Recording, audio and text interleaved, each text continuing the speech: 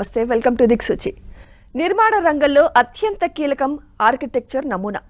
ప్రపంచవ్యాప్తంగా ఎన్నెన్నో అద్భుతమైన కట్టడాలు, నిర్మాణాలకు కట్టుదిట్టమైన ఆర్కిటెక్చర్ ప్రణాళికే ప్రధానం. అందుబాటులో ఉన్న స్థలానికి అనుగుణంగా నిర్ణయాత్మక బడ్జెట్ ప్రకారం అందమైన అద్భుతమైన ప్లానింగ్ చేయడంలో ఆర్కిటెక్చర్ ఇంజనీర్లు సిద్ధాస్తులనే చెప్పాలి.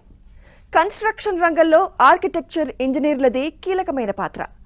నైపుణ్యం, సృజనాత్మకత ఉన్న ఆర్కిటెక్ట్లకు ప్రపంచవ్యాప్తంగా విపరీతమైన డిమాండ్ ఉంది.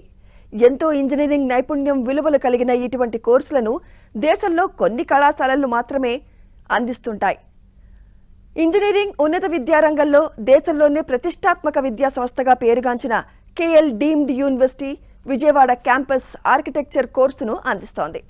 ఈ కోర్సు ప్రత్యేకతలు, ప్రవేశ అర్హతలు తదితర అంశాలపై ఆర్కిటెక్చర్ విభాగం హెచ్ఓడి ప్రియా గారు తెలియజేస్తారు.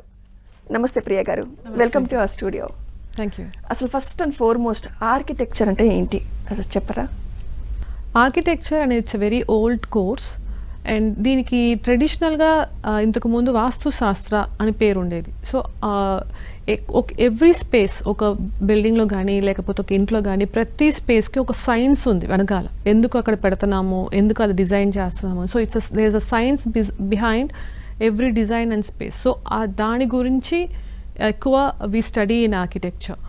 అదొకటే కాకుండా మనకి బిల్డింగ్ నార్మ్స్ అండ్ రెగ్యులేషన్స్ ఉన్నాయి. ఇవన్నీ అవాయిడ్ చేస్తూ నీడ్స్ని, తర్వాత ఇప్పుడు ఉన్న ఒక సినారియో అంటే సస్టైనబిలిటీ గురించి ఇన్కల్కేట్ చేస్తూ ఇవన్నీ అంటే ఫ్యూచర్ జనరేషన్కి ఫ్యూచరిస్టిక్గా మనకి ఒక సస్టైనబుల్ ప్యాటర్న్స్ ఉండడానికి ఇవన్నీ కూడా ఇన్కల్కేట్ చేస్తూ ఒక overall study and overall environmental కన్సర్న్స్తో చేసేదే ఆర్కిటెక్చర్ స్టడీ.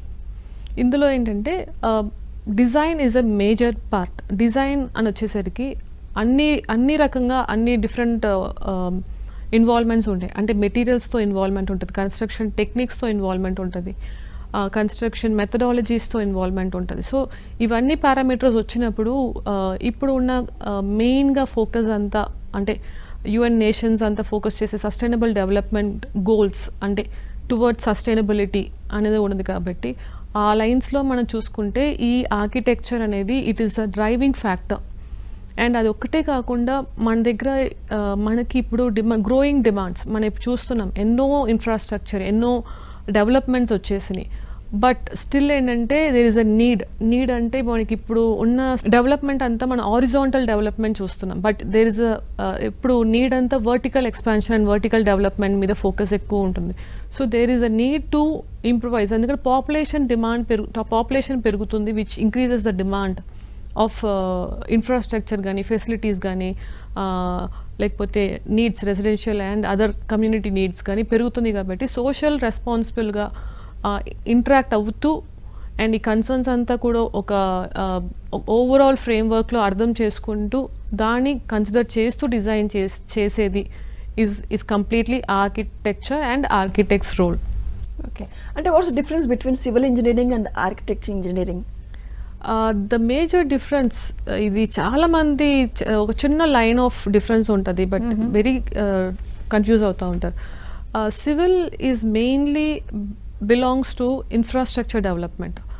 అంటే ఇన్ఫ్రాస్ట్రక్చర్ డెవలప్మెంట్ అంటే రోడ్స్, హైవేస్, బ్రిడ్జెస్, డ్యామ్స్ ఇలాంటి ఇన్ఫ్రాస్ట్రక్చర్ అంటే సిటీ ఇన్ఫ్రాస్ట్రక్చర్ డెవలప్మెంట్ బేస్గా ఉంటుంది సివిల్ ఇంజనీరింగ్ అనేది. ఆర్కిటెక్చర్ ఆర్ ఆర్కిటెక్ట్స్ చేసేది ఏమిటంటే design of buildings. It can be a residential building, commercial building, hospital building, లేకపోతే స్కూల్స్, కాలేజెస్, యూనివర్సిటీస్, లేకపోతే complexes, commercial complex, malls, anything. So ఇవన్నీ design చేయడం and బిల్డింగ్లో architects also play a equal role. So this is the architects role. ఇప్పుడు మనం ఒక residential plan కానీ, commercial plan కానీ చేసి మనం అప్రూవల్కి, మున్సిపాలిటీస్కి అప్రూవల్కి వెళ్ళినప్పుడు you definitely need an architect sign. And civil engineers role ఏంటి అంత పెద్ద బిల్డింగ్స్లో లేకపోతే అంత పెద్ద ఒక ప్రాజెక్ట్లో అంటే they play majorly structural engineer role. వాళ్ళకు ఒక స్పెషలైజేషన్ స్ట్రక్చర్స్లో ఉంటే కనుక వాళ్ళు స్ట్రక్చరల్ ఇంజనీర్ రోల్ ప్లే చేస్తారు. సో దిస్ లేకపోతే ప్రాజెక్ట్ ఆ పర్టికులర్ ప్రాజెక్ట్కి మేనేజర్గా architect only have to be. So this is a very big difference between civil engineers and architects. అయితే ఈ ప్రోగ్రామ్ డీటెయిల్స్ ఏంటి మ్యామ్? అంటే ఒక స్టూడెంట్కి ఇందులో అడ్మిన్ తీసుకోవాలి అంటే ఎలాంటి అర్హతలు ఉండాలి?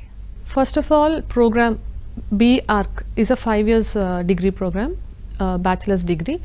5 years under 10 semesters ki this is oriented. And basic ga కావాల్సిన రిక్వైర్మెంట్ ఏంటంటే the student should have maths, physics, chemistry as a 10+2 mandatory గా maths, physics, chemistry కావాలి. And not a national aptitude test in architecture. ఈ exam qualify అయి ఉండాలి. ఈ రెండు parameters మ్యాండేటరీగా కావాలి to enrol themself into architecture. And next thing who is అంటే ఆస్పరెంట్స్ ఎవరు ఉండొచ్చు అంటే those who are interested in arts, those బాగా డ్రాయింగ్స్ కానీ క్రియేటివిటీ బాగున్న వాళ్ళు చేయొచ్చు. ద మోస్ట్ ఇంపార్టెంట్గా వాట్ ఐ ఫీల్ ఇస్ చాలా ఇంపార్టెంట్ ఏంటి అంటే the ability to imagine. For example వాడి క్రియేటివిటీ అంటే ఇమాజినేషన్ నుంచే వస్తుంది. So the ability to imagine things. For example ఒక టేబుల్ ఉందంటే ఆ టేబుల్కి మనం ఎలాంటి డిజైన్ చేయొచ్చు, ఇలా కర్వ్ తిప్పొచ్చు, ఇలాగ బెండ్ లేకపోతే స్లీక్. సో ఇలాంటి ఏదైనా ఒక ఇమాజినేట్ చేయగలిగిన ఒక డిఫరెంట్ థాట్ అన్నది ఒక ఎబిలిటీ ఉండాలి. Maybe what we teach them is ఆ ఎబిలిటీ వాడి కొంత మినిమంగా అట్లీస్ట్ ఉంటే we will enhance the ability. ఆ ఎబిలిటీతో పాటు మేమేం చేస్తామంటే ఇమాజినేషన్లోనే ఉంది, దాని పేపర్ మీద రావాలి. సో ఆ పర్సన్ కానీ క్లయింట్ కానీ ఇమాజినేషన్ రీడ్ చేయలేరు.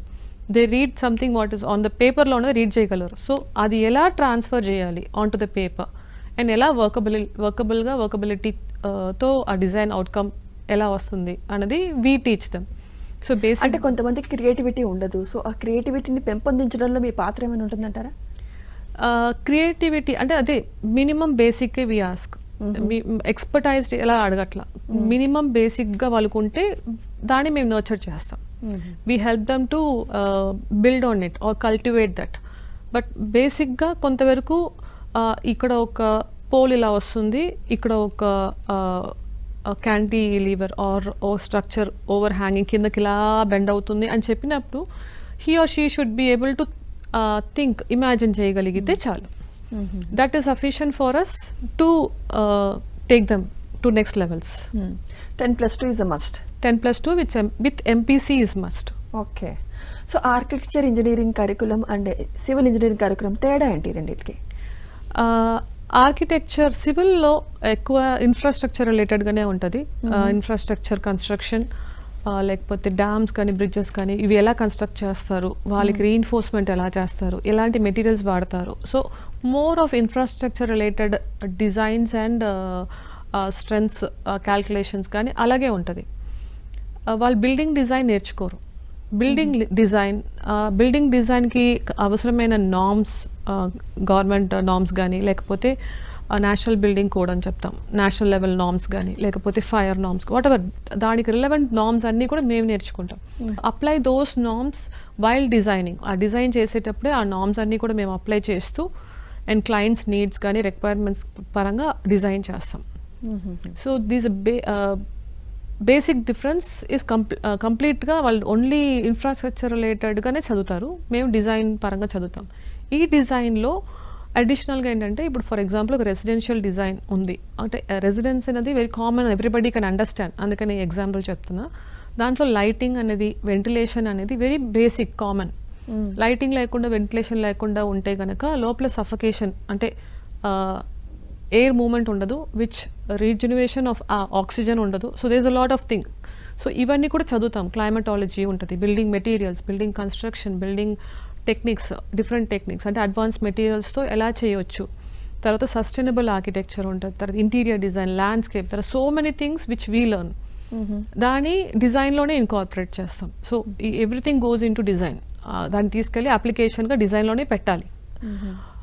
So this is how the complete curriculum differs. And as we are speaking about curriculum, మాకు కౌన్సిల్ ఆఫ్ ఆర్కిటెక్చర్ నుంచి గైడ్ లైన్స్ ఉన్నాయి. So council of architecture is a regulatory body. ఇప్పుడు మనకి డాక్టర్స్కి ఎట్లా ఇండియన్ మెడికల్ అసోసియేషన్ ఉండి వాళ్ళు లైసెన్స్ వాళ్ళే ఇస్తారు and complete protection of profession అనేది వాళ్ళు చూస్తారు, అట్లాగే ఆర్కిటెక్ట్స్కి అండ్ ఆర్కిటెక్చర్ ఎడ్యుకేషన్కి council of architecture, they are based in Delhi, వాళ్ళు take care of the complete profession. So వాళ్ళు దే గార్డ్ ద ప్రొఫెషన్. ఒక స్టూడెంట్ ఆర్కిటెక్చర్ జాయిన్ అవ్వగానే వాళ్ళని కౌన్సిల్ ఆఫ్ ఆర్కిటెక్చర్లో ఎన్రోల్ చేస్తాం. సో ఒక ఎన్రోల్మెంట్ నంబర్ అనేది ఒక నంబర్ వాళ్ళ స్టూడెంట్కి తీసుకుంటాం. After completion of 5 years this student can have to go to, అంటే డిగ్రీ అయిపోయిన తర్వాత వాళ్ళు వెళ్ళి ఆ కౌన్సిల్ ఆఫ్ ఆర్కిటెక్చర్లో లైసెన్స్ తీసుకుంటారు, రిజిస్ట్రేషన్ చేసుకుంటారు. సో రిజిస్ట్రేషన్ చేసుకున్నప్పుడు వాళ్ళకి ఒక లైసెన్స్ నంబర్ దొరుకుతుంది. దట్ లైసెన్స్ నంబర్తో they throughout India they can practise. So it's ఏంటంటే it's a licence, now they can practise throughout India and nobody else within India. That's it, within India. The council of architecture is for the India లెవెల్లో అది protect చేస్తూ వాళ్ళకి licence ఇస్తుంది. So they an architect can practice their profession throughout India with that particular license. Okay. And so it is ఏంటంటే చాలా professional course, it's a professional course. And ఇంకోటి ఏంటంటే ఇప్పుడు ఉన్న మనకి లేటెస్ట్ ట్రెండ్ అంతా చూస్తుంటే మనకి SDG goals, sustainable development goals, UN nations అంతా కూడా వాళ్ళంతా కలిసి కొన్ని గోల్స్, ఆ గోల్స్ కిందనే మనం ఆనరబుల్ ప్రెసిడెంట్ చాలా గైడ్లైన్ అంటే పథకాలు తీసుకొస్తూ ఉన్నారు. సో అలాంటి ఎస్డిజి గోల్స్ అంటే మనకి సస్టైనబుల్ డెవలప్మెంట్ గోల్స్ ఓరియంట్గా మనకి కన్స్ట్రక్షన్ కానీ, యూసేజ్ ఆఫ్ మెటీరియల్స్ కానీ, లేకపోతే ఈ లైన్స్లో అంటే ఫ్యూచరిస్టిక్గా ఫ్యూచర్కి కూడా మనకి మెటీరియల్ కానీ సోర్సెస్ కానీ అవైలబుల్గా ఉండాలి. ఇట్స్ నాట్ ఓన్లీ ఫర్ మనకు మాత్రమే కాదు కానీ ఫ్యూచర్కి కూడా ఉండాలి. సో ఆ లైన్స్లోనే మొత్తం కరికులం కానీ ఆ efficient use of material techniques, efficient technique materials, వచ్చిన వేస్ట్ని దాన్ని మళ్ళీ రీయూస్ చేయడానికి ఎలా చేస్తారు, సో ఇలాంటి కూడా స్టూడెంట్స్కి నేర్పుతాం. సో ఏంటంటే ఇవన్నీ అడాప్ట్ చేసినప్పుడు దేర్ ఇస్ అ సస్టైనబుల్గా ఒక డెవలప్మెంట్ అనేది జరుగుతూ ఉన్నది. So they move towards sustainability. ఇది ఒక లైన్స్. ఇంకా ఏంటంటే కరికులంలోనే వీ హ్యాడ్ టేకన్ ఎంత ఎక్స్టెంట్కి తీసుకెళ్ళామంటే స్టూడెంట్స్కి ఆల్రౌండ్గా వాళ్ళకి డెవలప్ అయ్యేటట్టు and in terms of softwares కానీ టూల్స్ కానీ ఇప్పుడున్న లేటెస్ట్ ట్రెండ్స్ అంటే artificial intelligence and AR and VR ఇవన్నీ కూడా మేము యాడ్ చేసాం. సో ఏంటంటే ఫర్ ఎగ్జాంపుల్ ఒక క్లయింట్ వచ్చి నాకు ఇంటీరియర్ డిజైన్ చేయాలన్నప్పుడు ఇంటీరియర్ డిజైన్ చేసి అది విఆర్ వర్చువల్ రియాలిటీతో మనం ఈ స్పేస్లోనే చూపించవచ్చు. దిస్ ఇస్ హౌ ఇలాగే ఉంటుంది ఇంటీరియర్స్, మీ ఇంటీరియర్స్ అనేది we can show them. So దానివల్ల ఏంటంటే ఇట్ ఈస్ వెరీ అంటే యూస్ఫుల్. ఫ్యూచర్లో ఎలా రాబోతుంది, నచ్చుతుందా, బాగుందా, ఎలా ఒక వర్చువల్ ఎక్స్పీరియన్స్ కూడా క్లయింట్ చేయగలుగుతారు. So even those things we are inculcating in the curriculum and we are teaching the students. So we are trying to maintain the standards, global స్టాండర్డ్స్కి మీట్ అవుతూ ఆ ఫ్రేమ్. ఆర్కిటెక్చర్ చేశాక స్టూడెంట్స్కి ప్లేస్మెంట్స్ వైజ్గా ఫ్యూచర్ ఎలా ఉంటుందంటారు? మోస్ట్లీ కామన్గా ఆర్కిటెక్ట్ అనగానే building and construction, design and construction, building design చేయడం, బిల్డింగ్ కన్స్ట్రక్షన్ చేయడం. సో ఇవి it's very widely popular architects అనగానే. బట్ ఆర్కిటెక్ట్స్ రోల్స్ చాలా వేరీడ్ రోల్స్ ఉన్నాయి, విచ్ ఇస్ నాట్ వెరీ అంటే అంత ఎక్కువ ఎక్స్పోజర్ లేదు.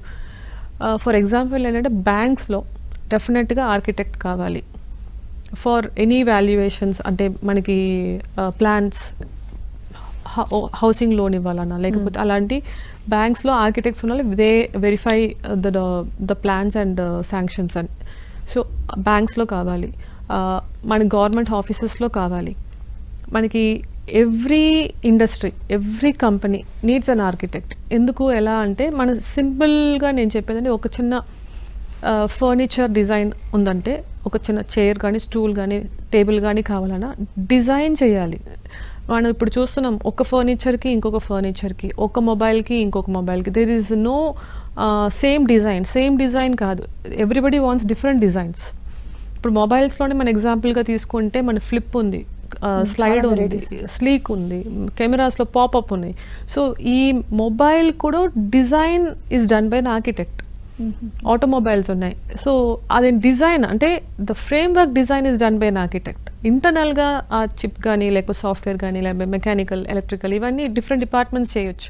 But the design, look and feel ఇవన్నీ కూడా are done by an architect. So every industry needs an architect who's qualified bachelor's in architecture, bachelor's of architecture చేసిన candidate అంటే BR candidate, registered architect they need. So there is a lot of demand in and around the companies. ఇప్పుడు ఏంటంటే ఎక్కువ awareness లేదు. ఇంతకు ముందు ఏంటంటే any డిజైనర్ని తీసుకునేవాళ్ళు. ఇప్పుడు ఏంటంటే స్పెసిఫిక్గా ఆర్కిటెక్ట్స్ని రిక్రూట్ చేసుకుంటున్నారు. So there is lot of requirement. మనకి ఇప్పుడు సింపుల్ ఇంటికి మనం ఇంటీరియర్స్ చేసినప్పుడు కూడా టైల్స్ నుంచి మన ఇది రెగ్యులర్ ప్యాటర్న్ అయిపోయింది, వేరే ప్యాటర్న్ కావాలి. సో అక్కడ కూడా వాళ్ళకి ఆర్కిటెక్ట్స్ కావాలి. పెయింట్ కలర్స్ కూడా చాలా వేరియేషన్ చూస్తున్నారు ఇప్పుడు. So there also they need architects. So everywhere architects are needed for giving that different orientation, different creativity చూపిస్తూ డిఫరెంట్ లైన్స్లో architects are in need. Global వైజ్గా ఇంటర్న్షిప్, గ్లోబల్ ఫెసిలిటీస్, ప్లేస్మెంట్స్ అంటే ఒక స్టూడెంట్కి ఎక్స్పోజర్ ఎలా ఉంటుందంటారు? మా దగ్గర ఫ్యాకల్టీలో వెరీడ్ ఫ్యాకల్టీ, స్పెషలైజ్డ్ ఫ్యాకల్టీ ఉన్నారు. Out of that few faculty are globally renowned faculty. In fact they have dual citizenship కూడా వాళ్ళకి ఉన్నది. స్పెషలైజేషన్స్ లైక్ ఇప్పుడు ల్యాండ్స్కేప్లో sustainable architecture, environmental and design, తర్వాత interiors, so digital architecture, n number of specialisations దాంట్లో experts and also global experts.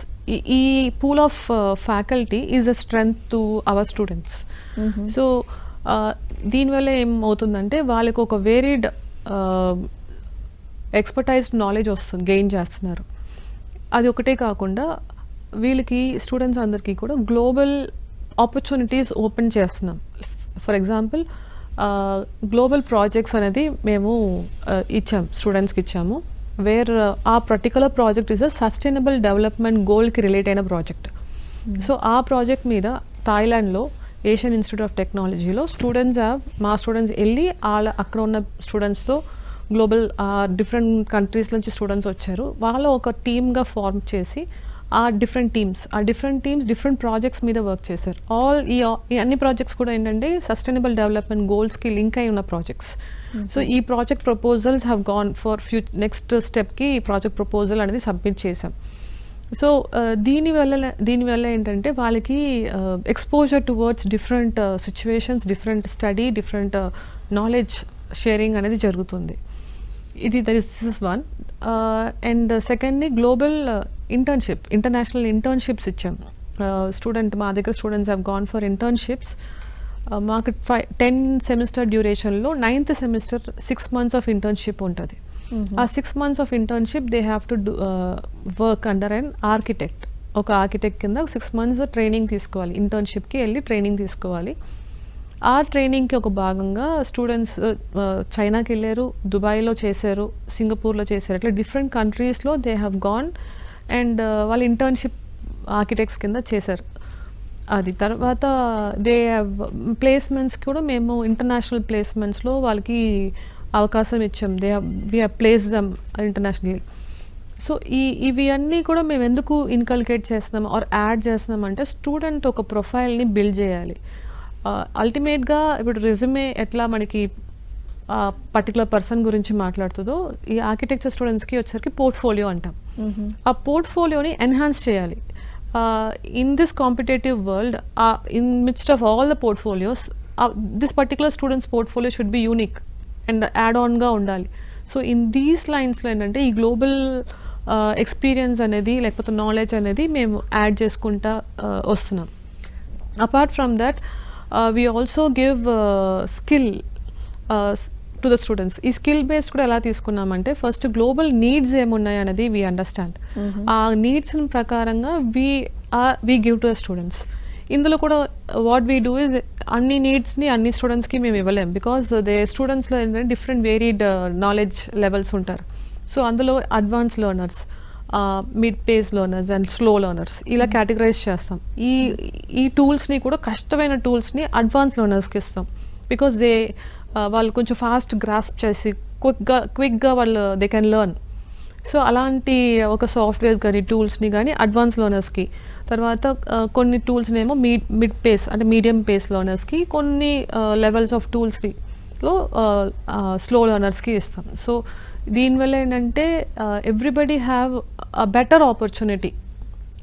రెగ్యులర్గా ఉన్న కరికులంలో మాత్రం నేర్చుకోకుండా బెటర్గా ఒక ఆపర్చునిటీ వాళ్ళకి రావడానికి, గ్లోబల్ లెవెల్లో ఓపెనింగ్స్ జరగటానికి వాళ్ళకి ఈ లైన్స్లో మనం వాళ్ళకి ఎడ్యుకేట్ చేయడం, ట్రైన్ చేయడం చేస్తున్నాము.